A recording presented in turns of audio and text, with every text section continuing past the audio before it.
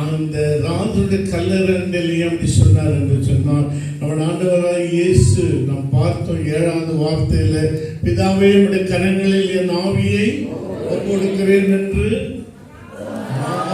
நான் போயிட்டு வரேன் என்று சொல்லி மகா சத்தமான பிதாவின் கரத்திலே தன் ஆவியை வாலியத்தராக ஒப்பு கொடுத்தார். ஹல்லேலூயா.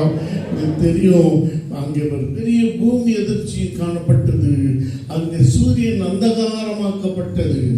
எல்லாம் பெயிண்ட் அடிச்சு சீலை போட்டு ஆளுடைய கல்லறைக்கு பெரிய ஐயாக்கள் தான் அவங்க சீலை போட்டு வந்துக்கிறாங்க மாலையால். இன்னைக்கு இயேசு உயிரோடு எழுந்ததை கொண்டாட வந்திருக்கிற ஐயா, மரித்தேன் ஆயினும் என்னோட சொல்லுங்க, மரித்தேன் பின்னால் சேர்ந்து சொல்லுங்க, மரித்தேன். இயேசு இப்ப நம்மோட உயிரோடு இருக்கிறாரா? எங்க இருக்காரு? நேரம் கல்யாணம் மண்டபத்துக்கு போயிட்டாரியா? உனக்குள்ள உயிரோடு இன்னைக்கு அதனால்தான் ஒரு பக்தர் பாடணும், உயிரோடு இருந்த இயேசுவை பாடிடலாமா? உயிரோடு எழுந்த இயேசுவை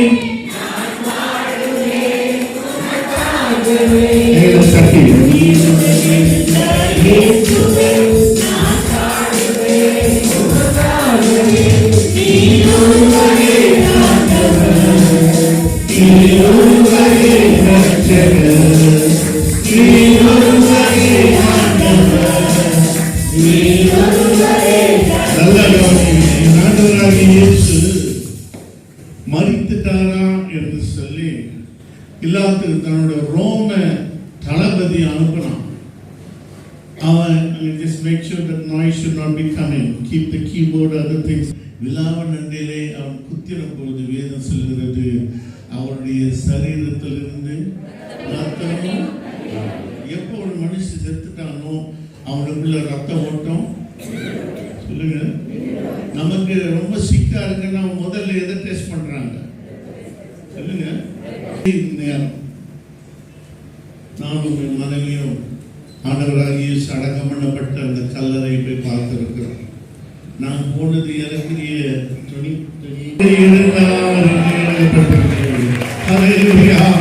உலகம் மீண்டும் எல்லாம் மறித்தது கல்லறையில அவர் இங்க இருந்தாரு, இன்னைக்கு போயிட்டாருன்னு எழுதி இருக்கிறது. ஆண்டவராக இயேசு கல்லறை ஒண்ணுதான் இன்னைக்கு காலியாக இருக்கிறது. எனக்காக அவரை மறித்து 3ஆம் நாள் பக்கத்துல பார்த்து சொல்லி, இயேசு செத்து உயிரோடு எழுந்தாங்க. நீ இப்படி முகத்தை இப்படி வச்சிருக்கிற, ஒரு சந்தோஷமான ஒரு கையை தட்டி ஆமென் சொல்ல முடியுமா?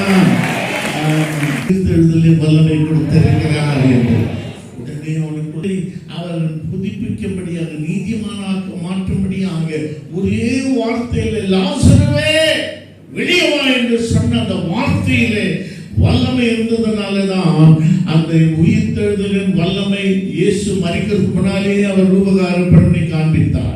நீங்க எத்தனை பேர் நம்புறீங்க? அவர் எங்க இருக்கிறார்கள்? ஆலயமா இருக்கிறீர்கள். தேவனுடைய ஆலயத்தில் அவர் வாசமாக இருக்கிறார் என்று நீங்கள் அறியாமல் இருக்கிறீர்களா என்று இயேசு கேட்டார். இயேசு உயிரோடு எழுந்த அந்த நாளில் நடந்த சம்பவத்தை சுருக்கமா நான் சொல்லி முடிக்கிறேன். 3 அதிக வசனங்களை வாசிக்க, அதே 3 வசனங்கள். ஹல்லேலூயா. அந்நாள் வரைக்கும் சிலுவையானது ஒரு கொலைகாரன், கொலை பாதகனுக்கு அடையாளம். இயேசு உனக்காக எனக்காக அவர் சாபத்தை ஏற்றுக்கொண்டு பாவத்தை சுமந்து அவர் உன்னுடைய பாவங்கள் என்னுடைய பாவங்களுக்காக மரித்ததனாலே அவர் ஏற்றப்பட்ட அந்த கொலைகாரனின் சாபமான சின்னம் புனித சின்னமாய் கர்த்தர் மாற்றினார். நீ பார்த்தீங்கன்னா ரோமன் கத்தோலிக்க இயேசு மரித்த அந்த சிலுவையின் அச்சு அடையாளங்களை நான் இன்னைக்கும் ஞாபகம் வைத்திருக்கிறேன் என்று சொல்கிறார். ஹல்லேலூயா. நான் பிஷப் பதவிக்கு காலியாயிருக்கிறேன். ஆமென். இன்னைக்கு ஆண்டவராகிய இயேசு அந்த அறையப்பட்ட அந்த சிலுவை, அங்கே தூக்கப்பட்ட அந்த இடத்தை எங்களுக்கு காண்பித்தார். அவருடைய ஒரிஜினல் படம் அந்த ஆண்டவராய் அவருடைய சரீரத்தை இறக்கி அந்த கைகளில் இருந்த ஆணைகளை பிடுங்கி அவருடைய சரீரத்தில் ஜீவன் போய்விட்டது. ஏன்னா அவர் தானாகவே தன் ஜீவனை பிதாவின் கரத்தில் ஒப்பு கொடுத்தார். எந்த மனுஷனும் தானாகவே தம் ஜீவனை ஒப்பு கொடுக்கிறதே கிடையாது. ராமன் சொல்லலாம், அவர் நம்ம அறியாமையே ஜீவன் நம்ம விட்டு போய் விடுகிறது. நம்ம தோட்டத்தில் மோரியா தோட்டத்தில் இஸ்ரவேலை காக்கிற தேவன் கல் எங்கன்னா போய் விழக்கூடாது என்று நான் ஜெபித்தோம். கல்லுப்பட்ட சிலுவை இன்றைக்கு காலியா இருப்பதன் காரணம் என்னவென்று சொன்னால், இயேசு நம்முடைய பாவங்களை எல்லாம் சுமந்து தீர்த்தார். அல்லேலூயா. அடுத்தபடியாக நாம் இயேசுவின் அங்கே போட்டிருந்த வஸ்திரங்கள் வெறுமையாக இருந்தது. முதல்ல சிலுவை வெறுமையா இருந்தது. இரண்டாவது அவர் போடப்பட்டிருந்த வஸ்திரம் வெறுமையான துணி வைக்கப்பட்டிருந்தது. அந்த துணி அழகாய் மடந்த ஸ்திரீகளும் போய் அந்த கல்லறை எட்டி பார்க்க போன பொழுது வஸ்திரங்கள் அழகாய் மடித்து வைக்கப்பட்டிருந்தது. ராமன் சொல்லலாம், ஆண்டவர் எவ்வளோ நல்ல தேவன் ஐயா. இன்னைக்கு அவர் மரிக்கும் போது கூட தன்னுடைய போடப்பட்ட சீலைகளை எல்லாம் மடிச்சு வைத்து அவர் உனக்காக எனக்காக அவர் உலகத்தில் ஒரு ஒழுக்கத்தை கற்றுக் கொடுத்தார். தான் போடப்பட்டிருந்த அந்த சீலைகளை எல்லாம் அழகாய் மடித்து அவரிடம் வைத்திருப்பதற்கு நோக்கம் என்னவென்று சொன்னால், என் தேவன் உனக்கும் எனக்கு இந்த உலகத்தில் முன்மாதிரியை கற்றுக் கொடுத்தார். மூன்றாவது நாள் உயிரோடு இருந்தார். அவரை ஆராதிக்க தான் நாம் இந்த சமத்தில் வந்திருக்கிறோம். அல்லேலூயா. மரித்து உயிரோடு எழும்புவேன் என்று சொன்ன வார்த்தையை அவர்கள் இன்னும் அறியாமல் இருந்தார்கள் என்று வேதம் சொல்கிறது.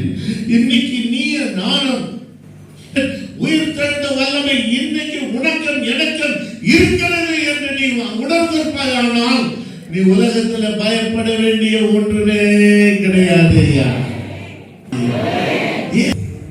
காலியான சிலுவை, வெறுமையாக்கப்பட்ட வஸ்திரம், வெறுமையான ஒரு கல்லறை.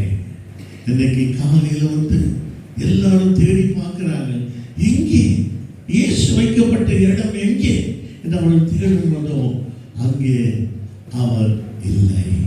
காரணம், அவர் ஆண்டவராக இயேசு சொன்னார், உயிருள்ளவர்களை மரித்தோரிடத்தில் தேடுவது என்ன? உயிரா இருக்கிறவங்க செத்து போனவங்கிட்ட போய் ஏன் தேடுறீங்க அப்படின்னு சொல்லி நமக்கு ஆண்டவராக இயேசு திருமணம் பெற்றிருக்கிறார். இங்கு போனா என்கின்ற செய்தி தான் எல்லாருக்கும் கேட்டது. ஆனா வாரத்தின் முதல் நாள் ஞாயிற்றுக்கிழமை அதிகாலையிலே அங்கே திடீரென்று மின்னல், முதல் வசனம் வாசிங்க வச்சிருக்காங்க. நீ பார்த்துக்கிறீங்களா? நான் 12 மணிக்கு போய் பாருங்க, லைட் எரியுது அங்கே. ஏன்னா அவங்க ஒருத்தர் பேசி அடக்கம் பண்ண போறது. அந்த கல்லு புரட்டி தள்ளி இந்த கல்லின் அதிகாரத்தின் மேலே தெய்வத்துவன் உட்கார்ந்தார். சகல அதிகாரம் படைக்கப்பட்டவர்களாக 28ஆம் அதிகாரத்தில் ஆலயத்தை இடித்து கொடுங்க, நான் 3ஆம் நாளிலே அதை அவங்க நினைச்சாங்க சாலமோன் ஆலயத்தை இடிச்சு போட சொன்னார். இன்னைக்கு சாலமோன் ஆலயத்தினுடைய ஒரே ஒரு சவரம் இருக்குது. அவர் சொன்னபடியே உயிர் தெழுந்தார். அந்த உயிர் தெழுந்த இயேசு இருக்கிறபடியா உயிர் தெழுந்தலின் வல்லமையை எனக்குள்ளே பெற்றிருக்கிறேன். உயிர் தெழுந்த வல்லமை இருக்கிற இந்த காலங்களிலே உயிர் தெழுந்த வல்லமை விருப்பமானோம் சாவத்தியதான் என்ற தாயின் மேலே இந்த சரீரத்தை என் தேவன் உயிரோடு எழுப்ப வல்லவராக இருக்கிறார். அநேக அற்புத சாபங்கள் நீக்கப்பட எனக்குள்ள இருக்கிறது ஆண்டவரை சொல்லி 30 நாள் செய்து முடிக்க அந்த உயிர் தெழுந்த இயேசு உனக்குள்ளதான் வாசம் பண்ணி கொண்டிருக்கிறார். அவர் இருக்கிற இடத்திலே அற்புதங்கள் நடக்கும். அவர் பயந்து 2025ஆம் வருஷத்தில் துவக்க நாளில் எனக்குள் இயேசு இருக்கிறார். சாதாரண இயேசு அல்ல, அவர் உயிர்த்தெழுந்த இயேசு எனக்குள் இருக்கிறார் என்ற ஒரு உண்மையான உணர்வு இருக்குமானா அடுத்த வருஷம் வேலைக்கு அப்ளை பண்ணுவாயானா, அடுத்த வருஷம் உன்னுடைய வாழ்க்கையில ஏதோ ஒரு அப்ராட் போறதுக்கு ஏதோ உமக்கு சித்தமாயினா எனக்கு இதை செய்தருளும் என்று அவரை கேட்கும் போது ஆண்டவர் உன்னை பார்த்து சொல்வார், எனக்கு சித்தம் உண்டு, நீ சுத்தமாக இருந்த காரணம் எதற்காக இன்றைக்கு வைக்கப்பட்டு இருக்கிறது என்று சொன்னால் உன்னை நிரப்பும்படியாக. இன்னைக்கு தேவனுடைய கிருபையும் நன்மை கிருபையும் உன்னை தொடர்ந்து நிரப்பிக் கொண்டே இருக்கிறோம். இன்னைக்கு உன்னை விரும்பி வாயை திறந்து சொல்லணும், ஐயா வந்திருக்கிறேன், எனக்குள்ளே மேன்மை பாராட்ட ஒன்றுமே இல்லை.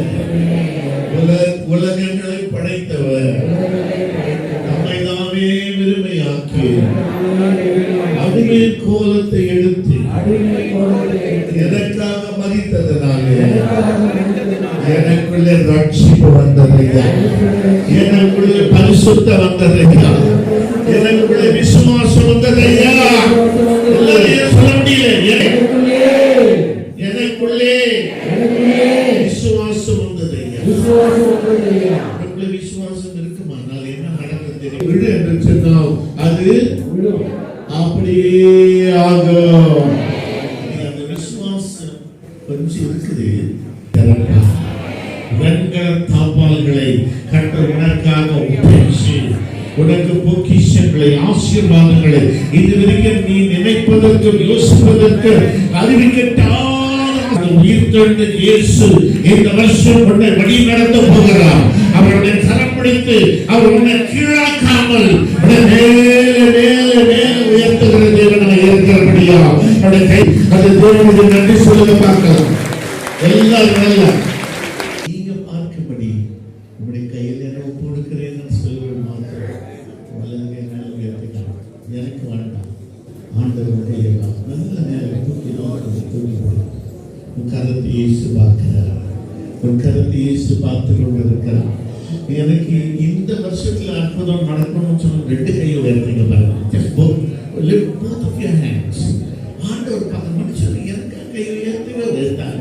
இயேசுவே ஆகார் சொன்னா நீர் என்னை பார்க்கிறார். ஆண்டவர் என்னை இப்ப பார்க்கிறாரா?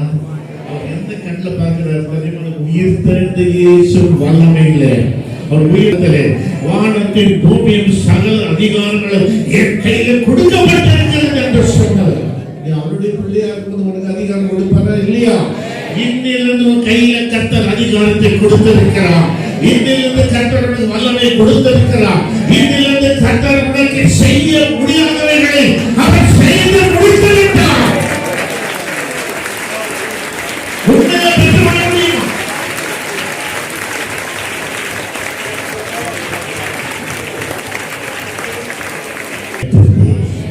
உண்மையான உயிர்த்தெழுந்த நாளாய் கர்த்தர் மாற்ற வேண்டுமானால் உயர்த்திருந்த இயேசு கொஞ்சம் கெட்டியா பிடிச்சு கொடுங்க.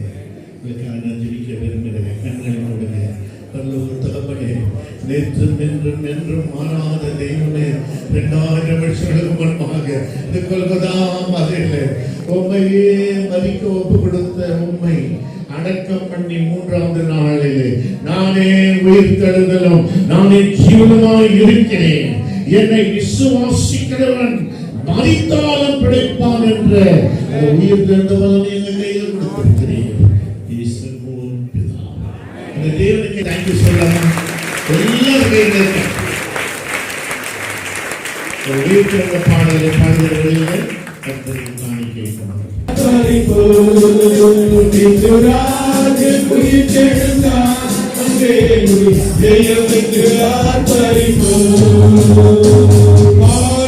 கல்லறை ஓடினவே குழந்தொரு கோடு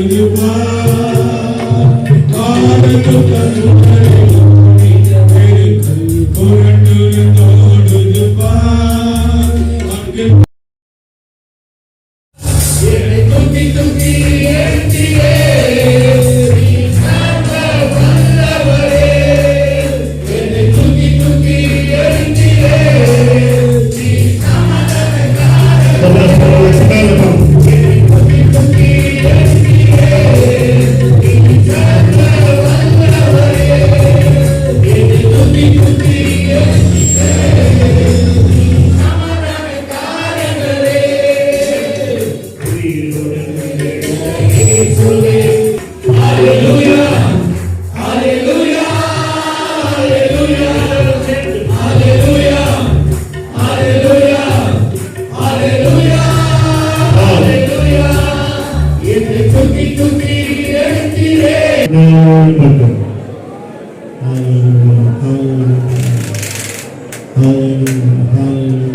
இறங்கி வரும்போது சொன்னார், நீங்கள் கூப்பிடவில்லை என்று சொன்னார், இந்த கல்லுகளே என்னை கூப்பிட்டு துதிக்க ஆரம்பிக்கிறது.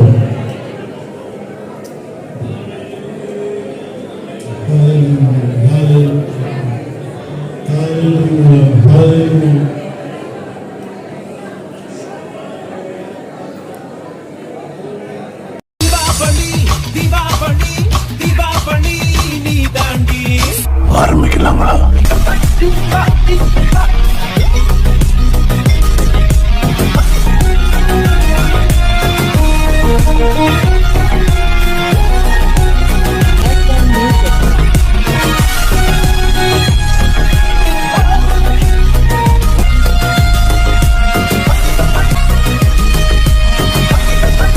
தரம் என்றும் நிரந்தரம், தரம் என்றும் நிரந்தரம், தரம் என்றும் நிரந்தரம்.